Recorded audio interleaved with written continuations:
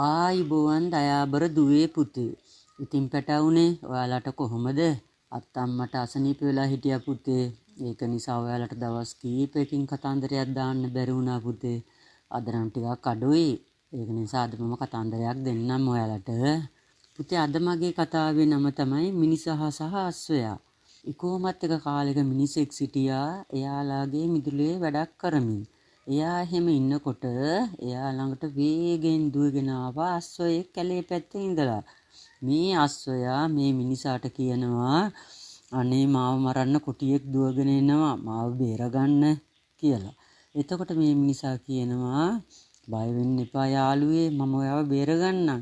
හැබැයි ඔයා මම කියන දේ අහන්න ඕනේ කියලා.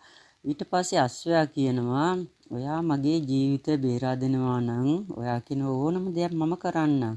මම කැමතියි ඔබ කියන දේ අහන්න කියලා. ඊට පස්සේ මේ මිනිසා මේ අස්සයාට ලාඩම් ගැහුවා. පුතාලා දන්නවද ලාඩම් කියන්නේ මොනවද කියලා? ලාඩම් කියන්නේ පුතා ඔය අස්සයින්ට බූරුවන්ට ගොන්නුන්ට එහෙම කකුල් වලට සපත්තු වගේ දාන දෙයක්. එතකොට යාළගේ කකුල් රිදෙන්නේ නැහැ. ඒ සත්තු ඇවිදිනකොට ඒකනේ අපට ඇහෙන්නේ ටටස් පටස් ලටස් පටස් කී ඇහෙන්නේ අන්න ඒක තමයි. ඒ නිසා තමයි මේ සත්තුන්ට ලාඩම් ගහන්නේ. මේ මිනිසාත් එයාගෙන් ගොඩාක් දේ කරගන්න හිතාගෙන තමයි මේ දේවල් කරන්නේ. තව කටකලියාවකුත් දැම්මා. ඒ දාන්නයට කෑ ගහන්න බැරි වෙන්න. ඔය බල්ලන්ට බෙහෙත් කරන්න හැම ගියාම හපයි කියලා කටට දාන්නේ. අන්න ඒකට තමයි පුතේ කටකලියාව කියන්නේ. ඉතින් අස්සයාට කටකලියාවක් දැම්මා. තව පිටට සැඳලයක් දැම්මා. සැඳලය කියන්නේ පුතේ ඒක පිටට දාන්නේ.